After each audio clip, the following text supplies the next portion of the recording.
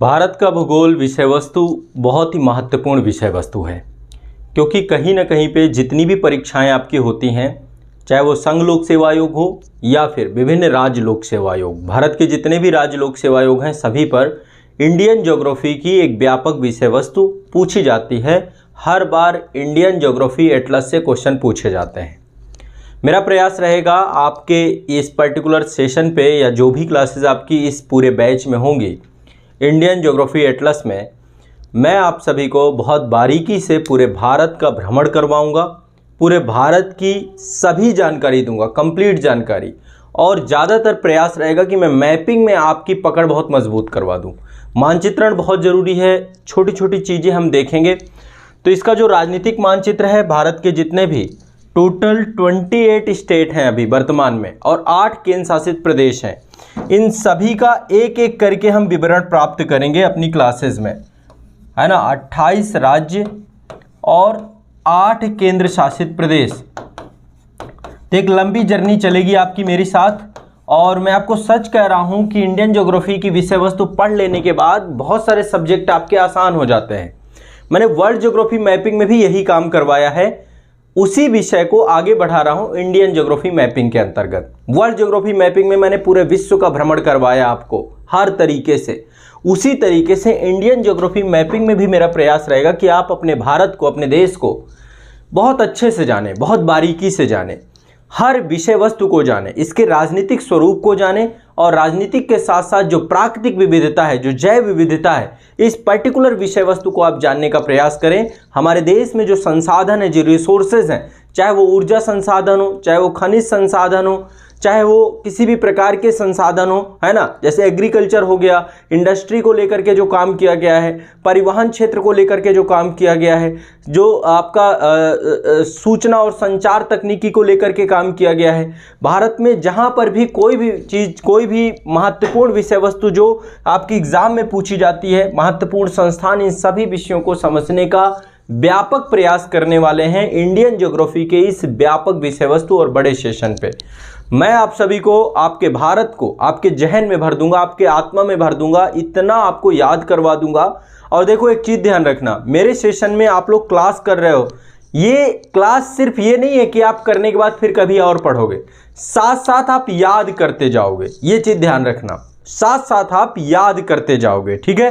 तो हम इंडिया को बहुत गहराई से जानना आज से प्रारंभ करेंगे। बहुत आधार से लेकर के चलूंगा मैं, आधार से शिखर तक। जैसे आप मेरी कोई भी क्लास देखते हैं ना, तो वो आधार से शिखर तक की क्लास होती है, आधार से शिखर तक की क्लास होती है ना, आधार से शिखर तक की क्लास होती है। तो आधार से शिखर तक ये आपका पूरा पर्टिकुलर सेशन में सारी चीज़ें चलेंगी। तो आप सभी जितने भी छात्र हैं, सभी का इस पूरे प्लेटफॉर्म पे मोस्ट वेलकम है। और मैं आप सभी को अब व्यापक तरीके से आज से ही क्लास चालू कराऊंगा। देखिए, यदि आपको इंडियन ज्योग्राफी हो, वर्ल्ड ज्योग्राफी हो, कोई भी विषय वस्तु को आपको हमेशा अपने मस्तिष्क में रखना है, इसको अपने जहन में रखना है। आप रटिए मत, आपको बस इससे काम जरूर करना है। मैं इसी से काम कराऊंगा। 99% हम एटलस के थ्रू काम करेंगे, एटलस देखेंगे। एटलस से बड़ा महत्वपूर्ण चीज़ कुछ है ही नहीं। एटलस का महत्व ही आपको सब कुछ करवाएगा। इसलिए आपको ये ध्यान रखना पड़ेगा कि एटलस को लेकर के किसी तरीके की कोई भी आप कोताही ना बरतें, एटलस को लेकर के आप किसी भी तरीके से गैर जिम्मेदाराना पन्ना बरतें। तो हम सिर्फ एटलस पे काम नहीं करेंगे, बल्कि एक एक तथ्य को, एक एक आंकड़े को, एक एक डेटा को आपके मस्तिष्क में भरता चला जाऊंगा मैं, ठीक है। तो चलिए आज से प्रारंभ करते हैं इस बड़ी जर्नी को, व्यापक जर्नी को, अपने भारत देश को जानने को लेकर के एक बड़ी विषय वस्तु को जानना प्रारंभ करते हैं। तो आज एक तरीके से इंट्रोडक्टरी सेशन है। इंडिया को हम लोग समझेंगे, उसके राजनीतिक मानचित्र को समझेंगे, कुछ तथ्यात्मक जानकारी को समझेंगे, सभी चीज़ों को देखेंगे और सब कुछ एटलस के माध्यम से देखेंगे। तो आप सभी अपना एटलस ओपन कर लीजिए, जितने भी छात्र हैं सभी लोग अपना एटलस ओपन कर लीजिए, सभी छात्र अपना एटलस ओपन कर लीजिए, ठीक है। क्लासेस आप लोगों को रिकॉर्डेड फॉर्म पे भी सभी को मिल जाएंगी, जितनी भी क्लासेस हैं। आपका जो ऐप है, ऐप में जो आपका कोर्स है, कोर्स में रिकॉर्डेड कंटेंट में रहेंगी, ताकि आप मल्टीपल टाइम रिवीजन कर सके। आप रिवीजन करने की वैसे ज़रूरत नहीं पड़ेगी, एक बार आप मेरे साथ पढ़ोगे, रिवीजन की ज़रूरत नहीं पड़ेगी। तो सभी लोग एटलस ओपन कर लीजिए। ब्लैंक एटलस भी आप लोग के पास होना चाहिए, है ना। ब्लैंक एटलस भी आप सभी के पास होना चाहिए, ठीक है। इंडिया का आउटलाइन मैप जो है पॉलिटिकल, ये आपके पास होना चाहिए, ब्लैंक एटलस, ठीक है। आज़ाद IAS एकेडमी या फिर जो हमारे अन्य जितने भी एप्लीकेशन हैं सभी पे, आज़ाद IAS एकेडमी पे ये मैं आपको पब्लिश करवा दूंगा। आउटलाइन मैप देख रहे हो, ये आउटलाइन मैप है। वहाँ पे जो फ्री स्टडी मटेरियल वाला ऐप का सेक्शन है, आज़ाद IAS एकेडमी में फ्री स्टडी मटेरियल वाला जो सेक्शन है वहाँ पर ये आपको मिल जाएगी, ये PDF आप लोग वहाँ से ले भी सकते हैं। आपको वहाँ से आप इसको लेके प्रिंट आउट करवा लीजिएगा, ठीक है। आउटलाइन मैप है ये आपका। तो ये, और या तो आप कट एंड ड्रॉ ले लीजिए, कट एंड ड्रॉ भी आता है, ठीक है। azadpublication.com, www.azadpublication.com में आप जाइए या फिर वहाँ पे कॉल कर लीजिए, व्हाट्सअप कर लीजिए, आपको कट एंड ड्रॉ मिल जाएगा। आपको स्टडी टुडे पब्लिकेशन का एटलस मिल जाएगा। एटलस में भी मैंने आपको स्टडी टुडे पब्लिकेशन का एटलस बताया है। एटलस में भी स्टडी टुडे पब्लिकेशन का एटलस है, ये एटलस ही रखिएगा, ज़्यादा अच्छा रहेगा। मैं नहीं कह रहा कि ओरिएंटेड ब्लैक स्वान या ऑक्सफोर्ड में कोई कमी है, लेकिन बेहतर, सबसे बेहतर एटलस यही है सिविल सर्विसेज के लेकर के, जितना मैंने अभी तक काम किया है, ठीक है। तो प्रारंभ करते हैं, स्टार्ट करते हैं। मल्टीपल टॉपिक हैं, बहुत सारी विषय वस्तु है, आज से प्रारंभ हो रही है, ठीक है। हाँ, PDF जिसको PDF देखे, यहाँ पे क्लास की PDF नहीं दूंगा, क्योंकि क्लास की PDF का कोई औचित्य नहीं है। मैं आपको साथ साथ करवाता जाऊंगा, हर चीज़ दिखाता जाऊंगा, आप भी अपने एटलस में हर चीज़ देखते जाएंगे और करते जाएंगे, ये रहेगा। इसकी PDF, ये जो ब्लैंक एटलस की PDF है, ब्लैंक एटलस की PDF आपको आज़ाद IAS एकेडमी के एप्लीकेशन पे फ्री स्टडी मटेरियल वाला एक सेक्शन है, वहां पे मिल जाएगी। एग्जाम इंडिया एप्लीकेशन में भी आपको मिल जाएगी फ्री स्टडी मटेरियल वाले सेक्शन पे, तो वहां से ले लीजिएगा। हाँ, ब्लैंक का मिल जाएगा, बाकी कुछ नहीं मिलेगा, ठीक है। चलो स्टार्ट करते हैं, शुरू करते हैं, ठीक है। याद करते हुए जाना है और साथ साथ बनाना है। इंडियन ज्योग्राफी से सबसे ज्यादा क्वेश्चन आते हैं मैपिंग वाले सेक्शन से। मैपिंग बहुत मजबूत करना है, हमें बहुत स्ट्रांग करना है। जैसे मैंने वर्ल्ड ज्योग्राफी में आपकी मैपिंग मजबूत कर दी है, वैसे अब इंडियन ज्योग्राफी की मैपिंग भी आपकी मजबूत होने वाली है। तो आज से आरंभ करते हैं, और आरंभ ऐसा होगा कि आपको बहुत कुछ सीखने को मिलना प्रारंभ हो जाएगा आज के ही एक सेशन से, पर्टिकुलर सेशन से। तो ये हमारा जो है इंडिया का अपडेटेड मानचित्र है, ठीक है। शुरुआत में राजनीतिक मानचित्र से ही करना चाहता हूं कि राजनीतिक मानचित्र के माध्यम से आप भारत को समझना प्रारंभ करें कि भारत देश को लेकर के। तो ये आपका देखिए, ये राजनीतिक मानचित्र है, ठीक है। इसको हम लोग पढ़ना शुरू करते हैं, ठीक है। स्टार्ट करते, स्टार्टिंग यहीं से। इसके बाद मैं बहुत सारी चीज़ें बताता जाऊंगा, आप लोग सब क्रम से करते जाइएगा। तो राजनीतिक मानचित्र में हम समझने का प्रयास करेंगे इंडिया के स्टेट, ज़्यादा टाइम नहीं लगेगा, स्टेट और यूनियन टेरिटरी क्रम से एक बार सारी चीज़ें हैं। जैसे इधर आपका भारत को हम 5 भागों में बांट देते हैं, ठीक है। 5 भागों में इंडिया को बांट देते हैं, तब ज़्यादा चीज़ें हम क्लियर कर पाएंगे। ये देखिए बीच का एक सेक्शन में यहाँ पे इसको 5 भागों में अभी हम इंडिया को बांटेंगे आपके। ये आपका पहला सेक्शन हो गया, ये है सेंट्रल इंडिया, मध्य भारत, ठीक है। इसको हमने पहला दे दिया मध्य भारत, ठीक है। अभी देखेंगे मध्य भारत कितना है, कौन कौन सी स्टेट हैं। इसके बाद नॉर्थ इंडिया, नॉर्थ इंडिया आपका ये पूरा सेक्शन जितना भी है ना, ये वाला सेक्शन, ये पूरा आपका नॉर्थ इंडिया है, ठीक है। कौन कौन सी स्टेट हैं, कौन कौन सी यूनियन टेरिटरी हैं, ये भी देख लेंगे। तो ये हो गया नंबर 2, ठीक है। ये हो गया आपका नंबर 2। ये आपका उत्तर भारत है, ये वाला मध्य भारत है, ठीक है। इसके बाद यहाँ पर आपका है पूर्वी भारत, ये वाला हिस्सा जो आपका बिहार है, ये वाला हिस्सा है ना, पश्चिम बंगाल है, झारखंड है, उड़ीसा है, ये सब आपका आ जाएगा पूर्वी भारत पे। तो ये आपका तीसरे नंबर की कैटेगरी हो गई, ठीक है। इसके बाद एक है आपका उत्तर पूर्व भारत, ये वाला हिस्सा, सिक्किम हो गया, असम हो गया, है ना, 7 सिस्टर्स प्लस सिक्किम, 7+1, ये वाला हिस्सा आपका, यहाँ पे ये पूरा का पूरा हिस्सा आपका नॉर्थ ईस्ट इंडिया हो गया, ठीक है। ये आपका 4 नंबर हो गया। इसके बाद यहाँ पे आप देखिए इधर का जितना भी हिस्सा है, आप लोग भी ये चीज़ बना सकते हैं और हम साथ साथ सभी चीज़ों को देखेंगे। ये वाला हिस्सा राजस्थान का हो गया, गुजरात का हो गया, महाराष्ट्र का हो गया। इन 3 स्टेट को साथ में जोड़ दीजिए, आपका पश्चिमी भारत हो गया, ठीक है। वेस्टर्न इंडिया हो गया, ये आपका पश्चिमी भारत है। 5 नंबर, 1 2 3 4 5 और ये 6, 6वें नंबर पे आपका है ये छह भागों में हम भारत को बांट रहे हैं राजनीतिक तौर पे। ये आपके हो गए सदर्न इंडिया या साउथ इंडिया। 6 नंबर, भारत को 6 भागों में हमने बांट दिया। कितने भागों में बांट दिया? 6 भागों में। अब एक एक करके स्टेट देख लेते हैं कि कौन सा स्टेट कहाँ पे पड़ता है। इसके बाद एक दूसरा तरीका भी बताऊंगा स्टेट को लेकर के, एक दो तरीके हम लोग स्टेट को लेकर के प्रॉपर देखेंगे, तब जाके हमारी क्लियरिटी हो जाएगी। सबसे पहला तरीका आपका है नॉर्थ इंडिया। नॉर्थ इंडिया की स्टेट देख लेते हैं। दो तो इसमें तीन यूनियन टेरेटरी हैं, इसमें 3 यूनियन टेरेटरी हैं, है ना, यूटी है। यूटी मतलब कि केंद्र शासित प्रदेश। भारत में वर्तमान में 28 राज्य हैं, ठीक है, और 8 केंद्र शासित प्रदेश हैं। ये सबको पता है। दादरा नगर हवेली जो आपका था, 2 तो देखिए बने थे, जम्मू कश्मीर और लद्दाख। कब बने थे ये? 31 अक्टूबर 2019 को ये 2 बने थे आपके, है ना। 2020 को बने थे, माफ़ करिएगा, 2020 में ही हुआ है। अभी 2021 चला, 2019 में बिल आया था। 5 अगस्त को बिल आया था, 5 अगस्त को बिल आया था। फिर पिछले साल तो कोरोना काल ही था, ठीक है। तो आपका जो है ये दोनों बने थे, लेकिन यहाँ पे मर्ज कर दिया गया था दादरा नगर हवेली को दमन दीव के साथ। इनको मर्ज कर दिया गया था, आपस में जोड़ दिया गया था दोनों को। तो पहले 7 थी टोटल, 7 2 9 हो गई, लेकिन ये मर्ज कर दिया गया तो एक कम हो गई, 8 बची। तो 8 केंद्र शासित प्रदेश हैं अभी भारत में, और 28 स्टेट है, 28 राज्य हैं। अब एक बार हम लोग सरसरी निगाह से फास्ट ये भी देख लेते हैं, सारा का सारा ये पता होना चाहिए आप लोग को, रफली जानकारी होनी चाहिए। तो नदर्न इंडिया में आपका ये लद्दाख वाला क्षेत्र है। अब लद्दाख वाले क्षेत्र में एक चीज़ ध्यान रखिएगा, इंडिया के मैप को यदि आप गूगल में सर्च करेंगे, कहीं भी सर्च करेंगे, तो बहुत सारा हिस्सा पाकिस्तान में दिखाता है, खासकर ये लद्दाख और कश्मीर वाला क्षेत्र है। दरअसल ये पीओके का क्षेत्र है, जिसको पाकिस्तान के द्वारा अवैध तौर पे कब्जा किया गया है ना। पाक अधिकृत कश्मीर, अभी चुनाव थे इसमें, इस क्षेत्र में चुनाव थे, और एक यहाँ पे भी खतरा मंडरा रहा है। आपको पता होगा इस क्षेत्र में एक खतरा मंडरा रहा है बहुत बड़े स्तर का। भारत के जो पीओके वाला क्षेत्र है, इसके लगभग 106 किलोमीटर की बॉर्डर लगती है अफगानिस्तान से, और अफगानिस्तान के हालात इस समय बहुत कंडम हो गए हैं। जब से अमेरिकी सेना की वापसी प्रारंभ हो गई, तब से तालिबान ने फिर से वहां पर एक तरीके से सिविल वार की स्थिति है। क्या स्थिति है इस समय? पाकिस्तान में सिविल वार की स्थिति है। ये वो माफ करिएगा, अफगानिस्तान में एक सिविल वार की स्थिति है, ये कंडीशन है ना।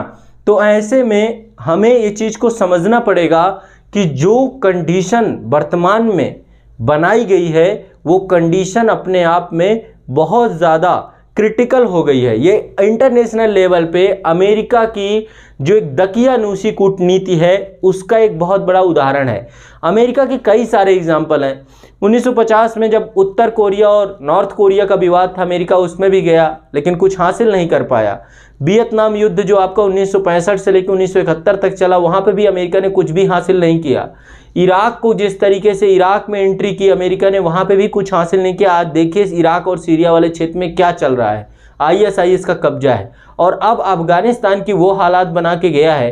तो अमेरिका महज एक ऐसा देश है जो सबसे स्वार्थी देश है। आपको लगता है सुपर पावर है? कोई सुपर पावर नहीं है। सुपर पावर होता तो इंटरनेशनल अंतर्राष्ट्रीय कम से कम जवाबदेही तो रखता। कोई जवाबदेही नहीं है, सिर्फ अपने हितों की पूर्ति है। जहां पे इसको अपने हित दिखते हैं, आतंकवाद को बढ़ावा देने वाला, आतंकवाद को प्रारंभ करने वाला यदि कोई देश था तो यही था। इसी ने आतंकवाद को प्रारंभ किया, और भारत लगातार इसका विरोध करता रहा। भारत हमेशा बोलता रहा कि नहीं नहीं, आतंकवाद खत्म करिए, आतंकवाद है। पहले तो मानता ही नहीं था कि आतंकवाद जैसी समस्या है, लेकिन अब जाके जब 9/11 हुआ, उसके बाद उसको लगा नहीं नहीं नहीं, मेरे घर तक आंच आ गई आतंकवाद की। तब जाके आतंकवाद के खिलाफ लड़ना प्रारंभ किया, और आया भी अफगानिस्तान में तो गुड आतंकवाद और बैड आतंकवाद का बीज बो गया। तालिबान ने आज क्या हालत बना दी, मात्र 80,000 लड़ाकों ने 3-3.5 लाख की सेना को खरीद दिया। वहाँ के राष्ट्रपति और उपराष्ट्रपति गायब हो चुके हैं, पता नहीं किसी को। कोई कह रहा तजिकिस्तान में है, कोई कह रहा है अमेरिका में है, पता नहीं है। अशरफ गनी साहब जो है यहाँ वहाँ से जा चुके हैं। बहुत बुरी कंडीशन है। वहाँ के नागरिक इस समय किसी भी तरीके से अपना देश छोड़ना चाहते हैं, और तालिबान बंदूक की नोक पर अब वहाँ की जो संसद है, वहाँ का जो राष्ट्रपति भवन है, सब कुछ कैप्चर कर चुका है। पूरे अफगानिस्तान में, वहाँ की राजधानी काबुल में अब तालिबान का झंडा लहरा रहा है। ऐसे में भारत देश जो कि 106 किलोमीटर की सीमा साझा करता है पीओके वाले क्षेत्र में हमें शांत नहीं बैठना चाहिए, हमें इसको लेकर स्ट्रांगली इसको देखना चाहिए, ये कंडीशन है। इस पे एक मैं सेपरेट वीडियो भी लेकर के आऊंगा कि आखिरकार हर युद्ध से अमेरिका भाग क्यों जाता है, ऐसा क्यों हुआ इतिहास पे, और अमेरिका को सुपर पावर कहने जैसा कुछ है भी नहीं। आपको क्या लगता है कि द्वितीय विश्व युद्ध में जापान जैसे एक छोटे से देश में, जबकि जापान ने भी इसे परेशानी कर लिया था, जापान जैसे देश में परमाणु बम के दम पे, अरे हिरोशिमा नागासाकी में दो परमाणु बम भर छोड़ दिए इस देश ने, वो भी इसकी गैर जिम्मेदारानापन था कि इंटरनेशनल लेवल पे और वैश्विक शांति करने वाला जो देश है, जो वैश्विक शांति का हितैषी बना बैठा है, जो ये बात कर रहा है कि नहीं निशस्त्रीकरण करना चाहिए, एनबीटी पे साइन होना चाहिए, सीटीबीटी पे साइन होना चाहिए, परमाणु अप्रसार संधि पे साइन करवाना चाहता है, उस देश ने ही इंटरनेशनल लेवल पे पहली बार परमाणु बम का प्रयोग किया था।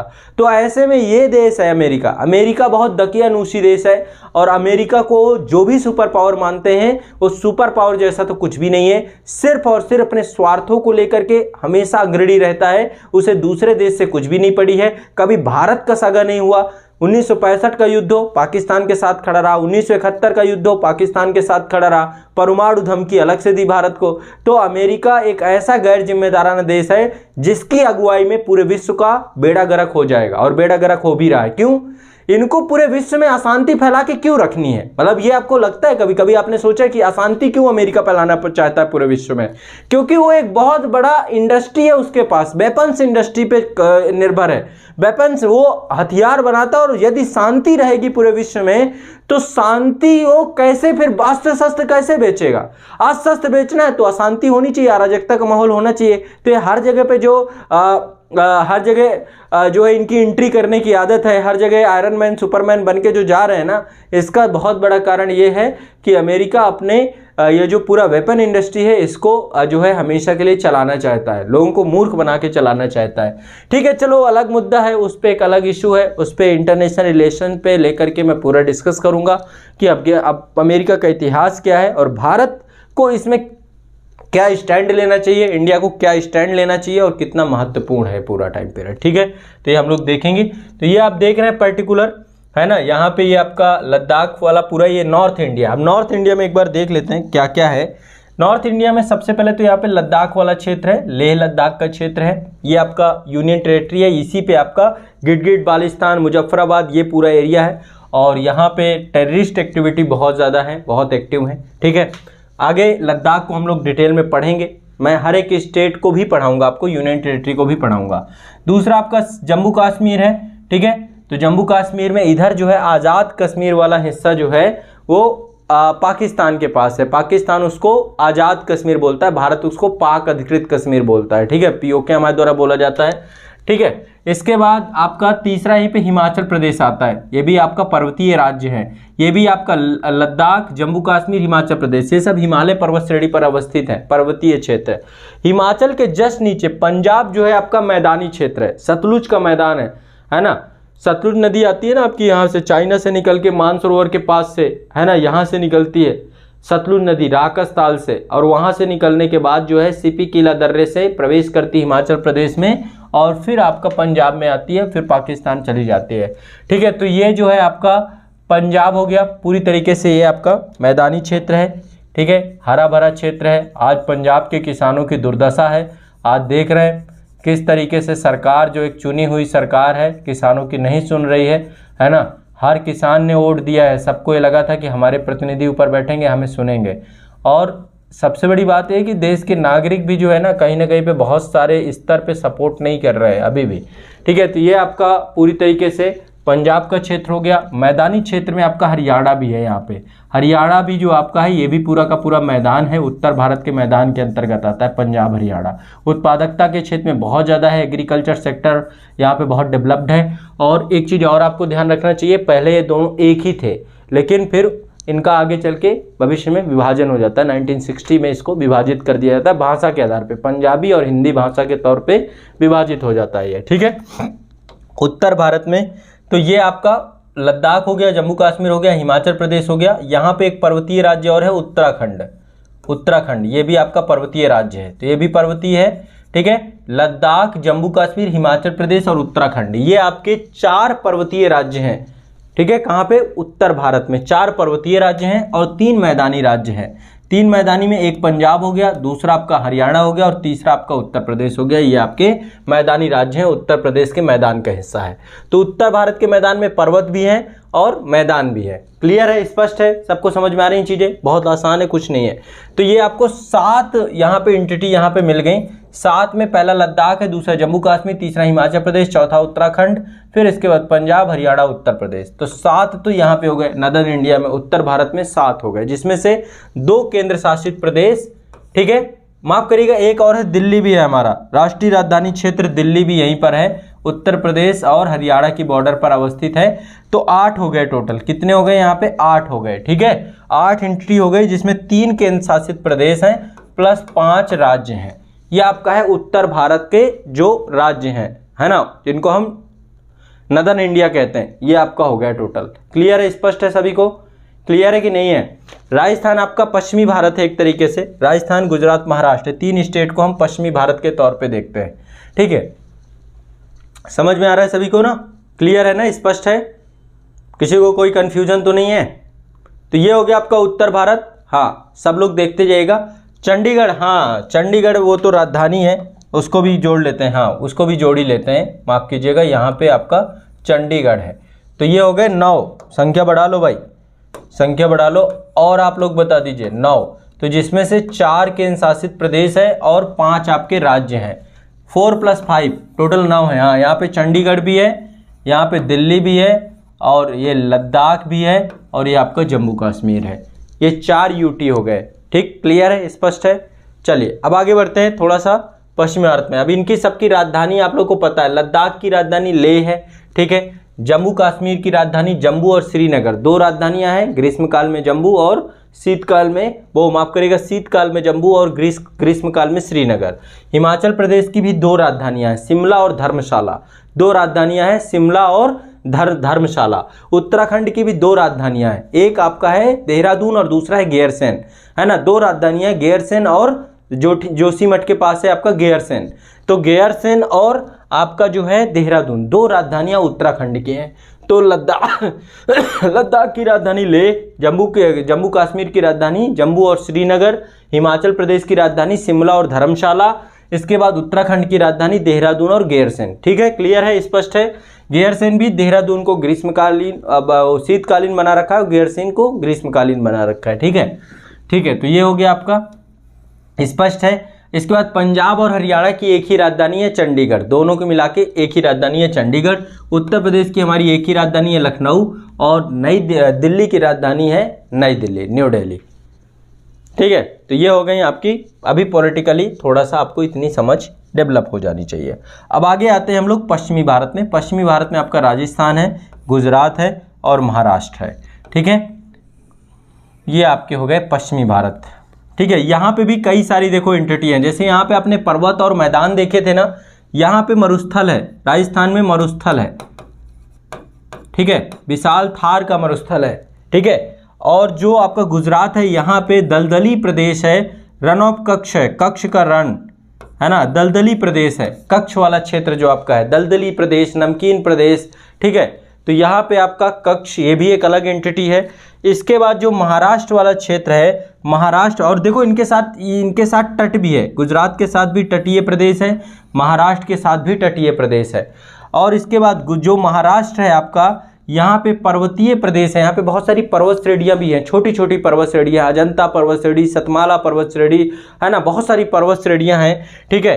तो ये वाला प्रदेश आपका तटीय प्रदेश भी है यहाँ पे, और यहाँ पे छोटी छोटी पर्वत श्रेणियाँ भी हैं। पठार, प्लेटू वाला क्षेत्र भी है, दक्कन के पठार के अंतर्गत आता है ये, दक्कन का पठार भी है यहाँ पे, दक्कन का पठारी क्षेत्र भी महाराष्ट्र वाले क्षेत्र में है, तो दक्कन के पठार का हिस्सा भी है। तो मरुस्थल, कच्छ का क्षेत्र, आपका पठारी क्षेत्र, ये सारे क्षेत्र, तटीय क्षेत्र, कई सारी एंटिटी यहाँ पे मिलती हैं। तो पश्चिम भारत में आपके 3 स्टेट हैं, राजस्थान, राजधानी जयपुर, सबको पता होगी ये, ठीक है, राजधानी जयपुर। इसके बाद गुजरात की राजधानी आपकी गांधीनगर, सब जानते हैं। महाराष्ट्र की राजधानी मुंबई, सब जानते हैं।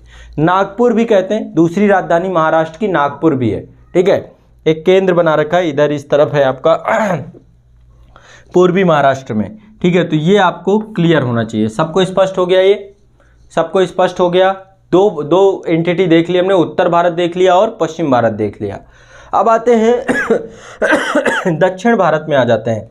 दक्षिण भारत में ये आपका पूरा दक्षिण भारत है, ठीक है। दक्षिण भारत में आपका जो स्टेट है, पहला तो आपका है गोवा। गोवा को आप पश्चिम भारत में, माफ़ करिएगा एक बार थोड़ा सा यहाँ पे गड़बड़ हो गई। गोवा भी आपका पश्चिम भारत का हिस्सा है। गोवा भी आपका पश्चिम भारत का हिस्सा है, यानी कि पश्चिम भारत में 4 स्टेट हो गए आपके। टोटल कितने हो गए पश्चिम भारत में? 4। गोवा को भी पश्चिम भारत में ही रख लेते हैं, ठीक है। राजस्थान, गुजरात, महाराष्ट्र और गोवा, ठीक है, प्लस दादरा नागर हवेली, सिलवासा और दमन एवं दीव, ये भी सब पश्चिम भारत ही हैं। अब यहाँ पे देख लीजिए कितने हो गए टोटल एंटिटी, 6 हो गई यहाँ पे। टोटल पश्चिम भारत में 6 हो गए आपके, पश्चिम भारत में 6 हो गए। राजस्थान, गुजरात, महाराष्ट्र ये तो, और गोवा, ये 4 तो आपके क्या हो गए? राज्य हो गए, 4 राज्य हो गए। और केंद्र शासित प्रदेश कितने हैं आपके?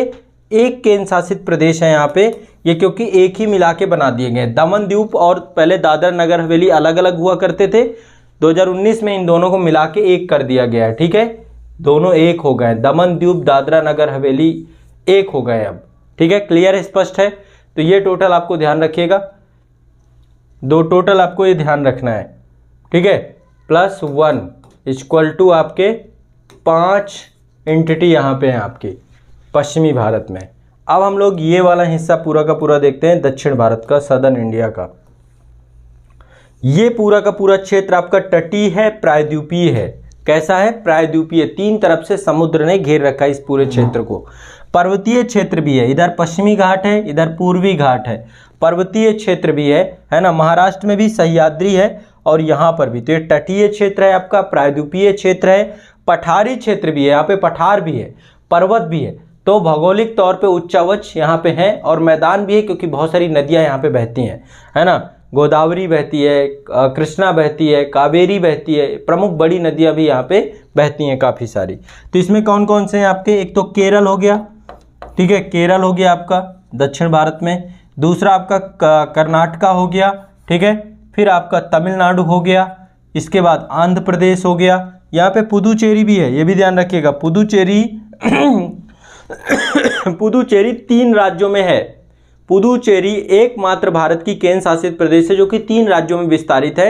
4 जिले हैं इसके, यनम है ना, एक तो यनम हो गया, दूसरा पुदुचेरी हो गया, फिर कराईकल और माहे, ठीक है। टोटल ये आपका 4 जो है जिले हैं पुदुचेरी के, 4 जिले 3 राज्यों में है। यनम आपका है आंध्र प्रदेश में, फिर आपका जो पुदुचेरी है वो तमिलनाडु में है, कराईकल भी आपका तमिलनाडु में है, और जो आपका माहे है वो केरल में है, ठीक है। माहे कहाँ पर है? केरल में है। तो ये भी आपको पता होना चाहिए, बहुत बेसिक चीज़ें हैं, आप लोग जानकारी रखते भी होंगे और रखना भी चाहिए, ठीक है। तो यहाँ पे टोटल कितने हो गए आपके? एक तो आपका कर्नाटक हो गया, कर्नाटक के बाद आपका केरल हो गया, तमिलनाडु हो गया, आंध्र प्रदेश हो गया, फिर तेलंगाना हो गया, ठीक है। तो एक बार काउंट कर लेते हैं, 1 2 3 4 5 5 तो राज्य हो गए इसमें। टोटल कितने हैं? 5 राज्य हो गए, 5 हमारे राज्य हो गए। अब केंद्र शासित प्रदेश गिन लेते हैं। एक तो पुदुचेरी हो गया केंद्र शासित प्रदेश, दूसरा आपका लक्षद्वीप है, यहाँ पे लक्षद्वीप है, और तीसरा आपका अंडमान निकोबार द्वीप समूह है। तो टोटल आपका एक लक्षद्वीप, दूसरा अंडमान निकोबार द्वीप समूह, तो टोटल यहाँ पे 3 आपके केंद्र शासित प्रदेश हैं।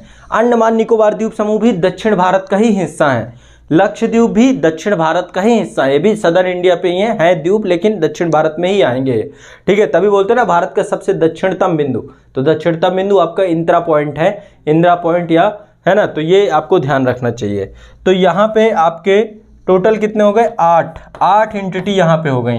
यहाँ पे थे 5, ठीक है, यहाँ पे थे टोटल 5 पश्चिमी भारत में, ठीक है। पश्चिमी में भारत में 5, ठीक है। 8 किस में आपके? 8 हैं आपके सदर्न इंडिया पे और 8 है आपके नदर्न इंडिया पे, ठीक, सब कुछ जोड़ते हुए केंद्र शासित प्रदेश प्लस ये। अब आगे चलते हैं, अगला बढ़ते हैं, नेक्स्ट अगली एंटिटी पे चलते हैं। अगली एंटिटी आपकी है पूर्वी भारत की, ये आपका पूर्वी भारत है पूरा का पूरा, ये आपका पूर्वी भारत है, पूर्वी भारत में कौन कौन से स्टेट है? देखो बिहार आपका पूर्वी भारत आता है ना। उत्तर प्रदेश से ही पूर्वांचल चालू हो जाता है, ठीक है ना। उत्तर प्रदेश के ही कुछ हिस्से से पूर्वांचल, लेकिन बिहार आपका पूर्वी भारत का हिस्सा है। बिहार हो गया, पश्चिम बंगाल हो गया, झारखंड हो गया, उड़ीसा। पहले अंग्रेजों के द्वारा इसी क्षेत्र पे अधिकार किया गया था। पूरा क्षेत्र पहले एक ही हुआ करता था, ये पूरा एक ही हुआ करता था, बिहार बंगाल उड़ीसा एक ही हुआ करता था। और इसकी दीवानी राइट जो है अंग्रेजों को 70 के दशक में 1770 के आसपास मिल गए थे, ठीक है। तो यहाँ पे बिहार हो गया आपका, पश्चिम बंगाल हो गया और उड़ीसा हो गया और झारखंड हो गया। तो यहाँ पे 4 तो ये हैं टोटल, 4 ये हैं आपके। टोटल कितने हैं? 4 राज्य हैं यहाँ पे। पूर्वी भारत में 4 राज्य हैं। पूर्वी भारत में कितने राज्य हैं? 4 राज्य हैं। पूर्वी भारत में कितने राज्य हैं? 4 राज्य हैं। पूर्वी भारत में कितने राज्य हैं? 4 राज्य हैं। सब पूरा पूर्वी भारत है आपका। बिहार की राजधानी पटना है, ठीक है। झारखंड की रांची है, पश्चिम बंगाल की कोलकाता है और उड़ीसा की भुवनेश्वर है, सबको पता है, ठीक है। ये आपका राजधानी वाला क्षेत्र है। तो ये आपका पूर्वी भारत है, ठीक है। एक बार मैं यहाँ पे ये एंटिटी आपका दक्षिण भारत है, ठीक है। पूर्वी भारत, दक्षिण भारत। ये आपका उत्तर भारत है, ये आपका पूरा उत्तर भारत है, ये पूरा आपका उत्तर भारत है। इसके बाद इधर का जो हिस्सा है ये वाला, ये आपका पूरा का पूरा पश्चिमी भारत है। अब 2 बचे और 2 एंटिटी और आपकी बची है ना। ये पूरा आपका पश्चिमी भारत है। अब 2 एंटिटी बची, एक तो सेंट्रल इंडिया है ना, एक आपका बचा सेंट्रल इंडिया, ये वाला हिस्सा पूरा का पूरा सेंट्रल इंडिया। 2 स्टेट हैं यहाँ पे सेंट्रल इंडिया पे, पहला है आपका मध्य प्रदेश, दूसरा है आपका छत्तीसगढ़। सेंट्रल इंडिया पे 2 हैं आपके, ठीक है, मध्य प्रदेश और छत्तीसगढ़। ये आपका सेंट्रल इंडिया है, मध्य प्रदेश और छत्तीसगढ़ आपका सेंट्रल इंडिया है। अब एक और अंतिम एंटिटी बची आपकी, ये इसको बोलते हैं नॉर्थ ईस्ट इंडिया। इस पे आपकी 7 सिस्टर, 7 + 1 मतलब सिक्किम। तो यहाँ पे आपका असम है, फिर अरुणाचल प्रदेश है, फिर नागालैंड है, फिर मणिपुर है, फिर मिजोरम है, फिर त्रिपुरा है, फिर मेघालय है। क्रम से एक बार देख लेते हैं 7 कौन कौन से हैं। 7 सिस्टर बोलते हैं इनको। असम, अरुणाचल प्रदेश, यहाँ पे नागालैंड, नागालैंड के बाद मणिपुर, मिजोरम, फिर त्रिपुरा, फिर मेघालय, ठीक है। 7 ये हो गए, सिक्किम 1 हो गया। यहाँ पे एक बहुत पतली सी सकरी पट्टी है जिसको हम बोलते हैं चिकन नेक कॉरिडोर, है ना। यहाँ पे सिलीगुड़ी कॉरिडोर भी उसे बोला जाता है। इसी हिस्से से लगभग 32 किलोमीटर की दोनों की, मैं एक बार दिखा देता हूँ आप लोगों को। ये वाला हिस्सा आप देखिए, ये वाला हिस्सा, या ये इसकी बात कर रहे हैं, ये वाले हिस्से की, यहाँ पे, ठीक है। यहाँ तक चीन की बॉर्डर है और ये 32 किलोमीटर के हिस्से से ये पूरा जुड़ा हुआ है आपका नॉर्थ ईस्ट इंडिया। इधर क्योंकि नीचे बांग्लादेश है, ऊपर भूटान है, इधर नेपाल है, ऊपर चाइना है। तो ये बहुत ही सेंसिटिव जोन है क्योंकि यहाँ पर 4 देशों का जंक्शन पॉइंट है। 4 देश हैं यहाँ पे, है ना। 4 देशों का इंटरनेशनल बाउंड्री साझा करता है ये एरिया, नीचे बांग्लादेश से, भूटान से, नेपाल से और चाइना से। तो ये हिस्सा वैसे भी यहाँ पर सिविल वार जैसी स्थिति रहती है, इंटरजेंसी की स्थिति रहती है ना। बहुत सारे बॉर्डर डिस्प्यूट की स्थिति रहती है, जनजातियों को लेकर बहुत सारे इशू हैं। तो ये क्षेत्र बहुत सेंसिटिव है इंडिया के लिए, ठीक है, बहुत सेंसिटिव क्षेत्र है। तो एक बार राजधानी हम लोग देखते हैं किसकी क्या राजधानी है, ठीक है। असम की राजधानी सबको पता है दिसपुर है, अरुणाचल प्रदेश की राजधानी सबको पता है ईटानगर है, नागालैंड की राजधानी कोहिमा है, भूल जाते हो आप लोग, नागालैंड की राजधानी कोहिमा है, मणिपुर की राजधानी इम्फाल है, मणिपुर की राजधानी इम्फाल है, मिजोरम की आइजॉल है, और त्रिपुरा की अगरतला है, मेघालय की शिलोंग है। ये आपको राजधानी पता होनी चाहिए, और सिक्किम की गंगटोक है। तो एक बार फिर से देख लेते हैं, असम की दिसपुर है, अरुणाचल प्रदेश की ईटानगर है, नागालैंड की कोहिमा है, मणिपुर की इम्फाल है, मिजोरम की आइजॉल है, त्रिपुरा की अगरतला है और सिक्किम की आपको गंगटोक है। तो ये आपका नॉर्थ ईस्ट इंडिया है। इस तरीके से यहाँ पे भी 8 है टोटल। यहाँ पे कितनी एंटिटी हैं एक बार देख लेते हैं आप। टोटल 8 एंटिटी यहाँ पे हैं। 8 यहाँ पे हो गई, 2 यहाँ पे हो गई, ठीक है। 8 आपकी हो गई नॉर्थ ईस्ट की, ठीक है। पश्चिमी भारत में टोटल कितने थी? 4। यहाँ पे 4 हो गई पश्चिमी भारत में आपकी, और आपकी इसके बाद जो मध्य भारत है यहाँ पे 2 हैं, ठीक है। बस हो गए आपके। तो 28 राज्य और 8 केंद्र शासित प्रदेश, 28 राज्य और 8 केंद्र शासित प्रदेशों वाला हमारा प्यारा भारत, हमारा प्यारा देश। ठीक है, सभी ने ये चीज़ें देखो पता होंगी आप लोगों को, मैं नहीं कह रहा हूँ कि नहीं पता होंगी, लेकिन मेरा फर्ज बनता है कि मैं आपको ये चीज़ें और एक बार बता दूं, क्लियर कर दूं, आपके डाउट सारा कुछ क्लियर कर दूं।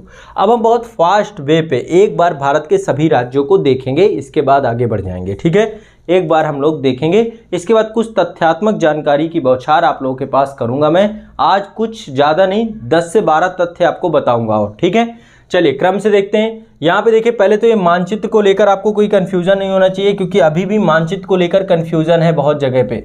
ये आपका मानचित्र है, स्पष्ट मानचित्र जो पीआईबी के द्वारा जारी किया गया है, ये मानचित्र है आपका। ठीक है, मैप ऑफ एटलस में भी आपको यही मिलेगा, मैप ऑफ इंडिया में। ठीक है, यही आपको मिलेगा। ये आपका लद्दाख वाला क्षेत्र है, इसकी राजधानी लेह है, भारत का सबसे उत्तरतम राज्य है, ये केंद्र शासित प्रदेश है। अब यहाँ पे एक क्वेश्चन बनता है, भारत का सबसे उत्तरी राज्य कौन सा है? भारत का सबसे उत्तरी राज्य हिमाचल प्रदेश है ना। भारत का सबसे उत्तरी केंद्र शासित प्रदेश लद्दाख है, लेकिन भारत का सबसे उत्तरी राज्य हिमाचल प्रदेश है, ये ध्यान रखिएगा। ठीक है, क्योंकि इसका स्टेटस बदल गया था जम्मू कश्मीर का 31 अक्टूबर 2019 को, 31 अक्टूबर 2019 को इसका स्टेटस चेंज कर दिया गया था। ठीक है, 2019 को 31 अक्टूबर 2019 को ये केंद्र शासित प्रदेश बन गया था। तो लद्दाख हो गया, इसकी राजधानी लेह। जम्मू कश्मीर की 2 राजधानियां, जम्मू और श्रीनगर। हिमाचल प्रदेश की 2 राजधानियां, शिमला और धर्मशाला। उत्तराखंड की 2 राजधानियां, एक तो देहरादून, दूसरा गैरसैंण। बहुत कम बच्चों को पता होगा कि गैरसैंण दूसरी राजधानी है। गैरसैंण यहाँ की ग्रीष्मकालीन राजधानी है उत्तराखंड की। जैसे जम्मू कश्मीर का कॉन्सेप्ट है, हिमाचल प्रदेश का कॉन्सेप्ट है, वैसे ही कॉन्सेप्ट यहाँ का है। क्लियर है, स्पष्ट है सभी को, है ना। उत्तराखंड की दूसरी राजधानी कौन सी है? गैरसैंण। कौन सी है? गैरसैंण। कौन सी है? गैरसैंण। कौन सी है? गैरसैंण। पता होना चाहिए आप लोग को, उत्तराखंड की दूसरी राजधानी गैरसैंण है, पता होना चाहिए सभी बच्चों को। ठीक है, तो ये आपका हो गया। क्लियर है सभी को? स्पष्ट है? स्पष्ट है? नहीं स्पष्ट है? मजा आ रहा है?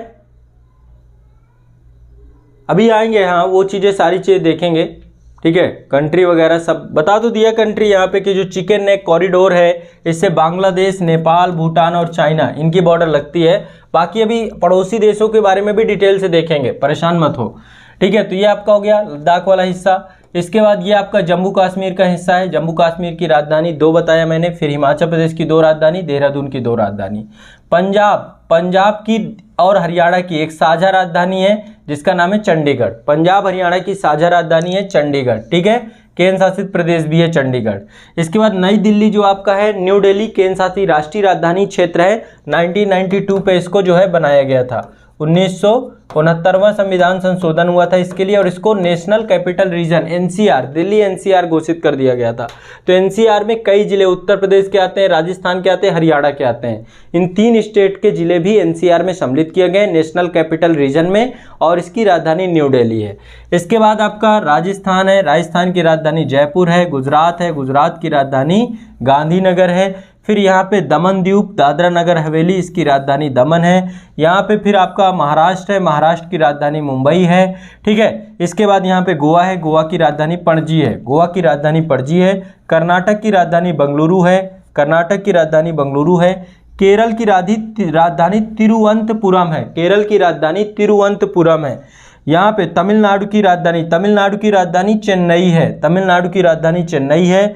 इसके बाद आपका यहाँ पे जो आपका आंध्र प्रदेश है, इसकी राजधानी अमरावती या विजयवाड़ा, विजयवाड़ा के अंदर ये एक जगह अमरावती, इसकी राजधानी है अमरावती। ठीक है, तेलंगाना की राजधानी हैदराबाद है, तेलंगाना की राजधानी हैदराबाद है।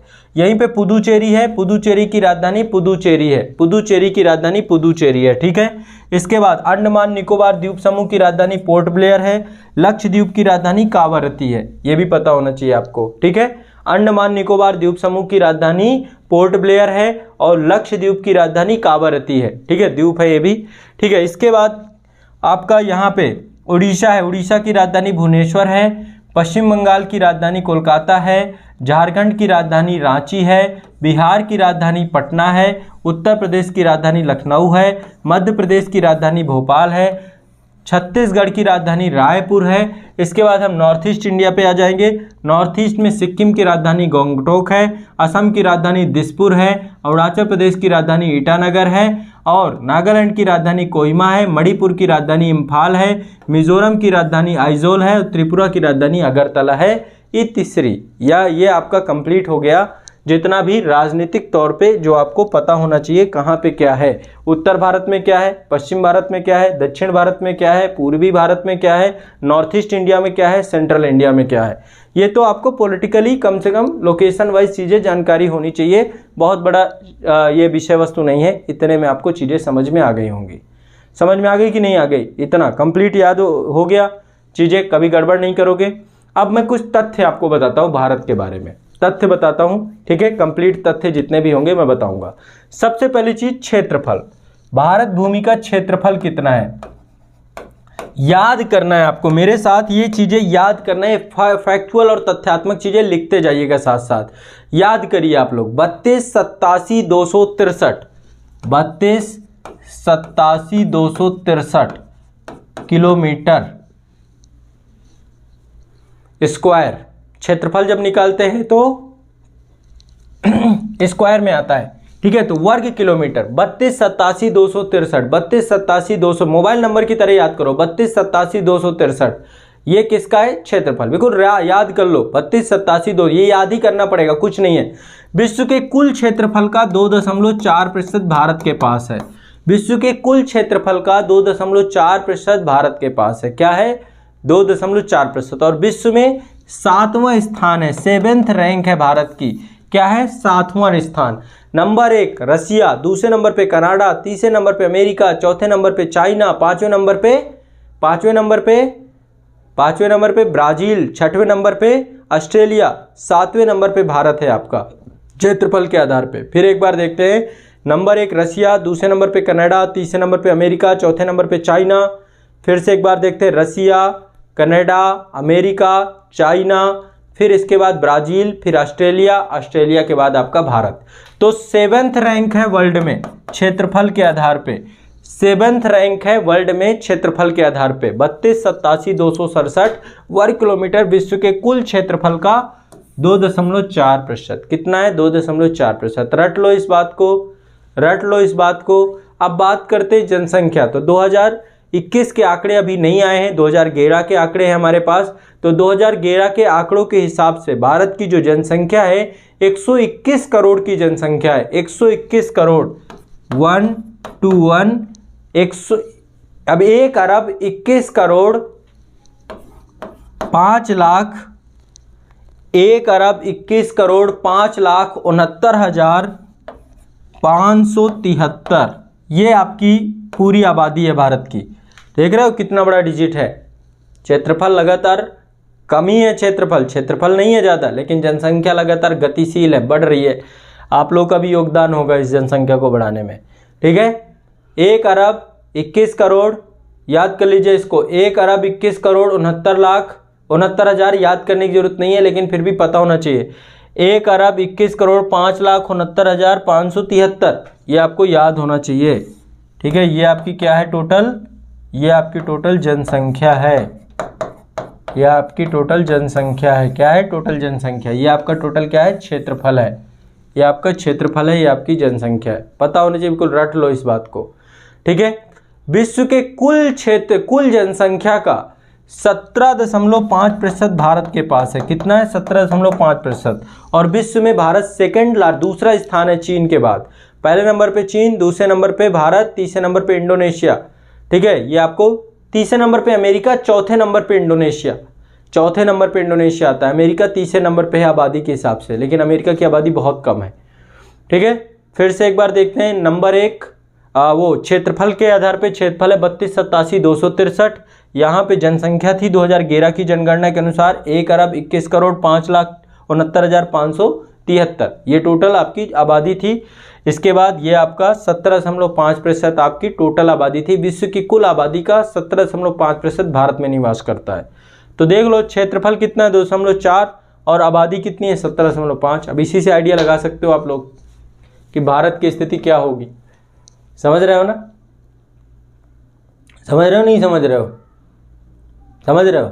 भारत उत्तरी गोलार्ध में अवस्थित है। भारत कहाँ पे अवस्थित है? उत्तरी गोलार्ध पे। ये आप पृथ्वी है आपकी, अर्थ है, यहाँ पर ये विषुवत रेखा है, ये आपकी प्रधान मध्याह्न रेखा है। तो भारत जो है विषुवत रेखा के उत्तर में अवस्थित है, यहाँ पे अवस्थित है भारत। ये क्योंकि आपकी जो विषुवत रेखा है भारत को दो गोलार्धों में बांटती है, उत्तरी गोलार्ध, दक्षिणी गोलार्ध। और ये जो आपकी मानक मध्याह्न रेखा है या फिर कह सकते हैं प्रधान मध्याह्न रेखा, ये आपको भारत को दो गोलार्धों में बांटती है, पश्चिमी गोलार्ध और पूर्वी गोलार्ध। तो भारत उत्तरी और पूर्वी गोलार्ध पे अवस्थित है। भारत उत्तरी पूर्वी गोलार्ध पे अवस्थित है। भारत उत्तरी पूर्वी गोलार्ध में अवस्थित है। कहाँ पे अवस्थित है? उत्तरी गोलार्ध पे, नॉर्थ हेमिस्फीयर पे और ईस्टर्न हेमिस्फीयर पे, उत्तरी और पूर्वी गोलार्ध में अवस्थित है। कोई दिक्कत तो नहीं है? स्पष्ट है, क्लियर है कि नहीं क्लियर है? बताइए, स्पष्ट है कि नहीं स्पष्ट है? इतनी सी बात, ठीक है, कोई दिक्कत?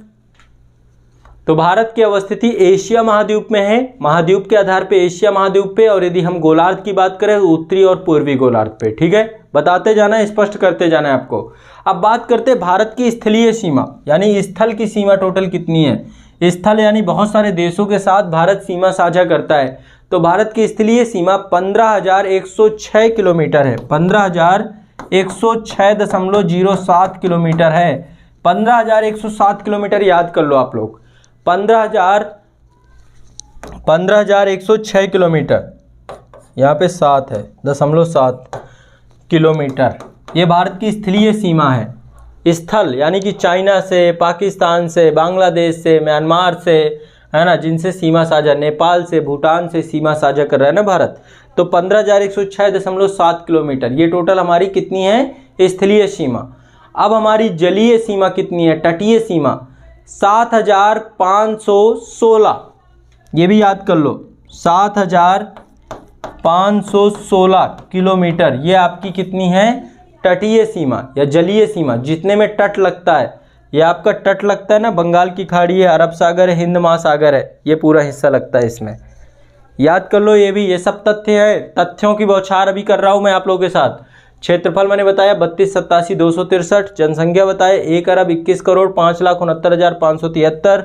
इसके बाद मैंने आपको ये बताया 15,106 किलोमीटर स्थलीय सीमा, 7,516 किलोमीटर तटीय सीमा या जलीय सीमा, जल से सीमा साझा करने वाले। ठीक है, क्लियर है? समझ में आ रहा है कि नहीं आ रहा? ठीक है, तो आज के लिए इतना ही रखेंगे, आज के लिए इतना ही रखेंगे। ठीक है, कल के सेशन में मैं आगे ले चलूँगा आप लोगों को। अभी बहुत सारी चीज़ें हैं कल के, अभी भारत के बारे में, भारत के पड़ोसी देशों के बारे में, भारत की अवस्थिति विस्तार के बारे में, ऐसी बहुत सारे विषयों के बारे में पढ़ना है हमें। तो हर चीज़ आप लोग को डिटेल से मिलेगी, ज़बरदस्त पढ़ोगे, मज़ा आ जाएगा आप लोग को, बिल्कुल मज़ेदारी के तरीके से। कोई दिक्कत, कोई परेशानी, कोई समस्या तो नहीं आ रही? एटलस में प्रॉपर काम करते रहना है आप लोगों को। मिलते हैं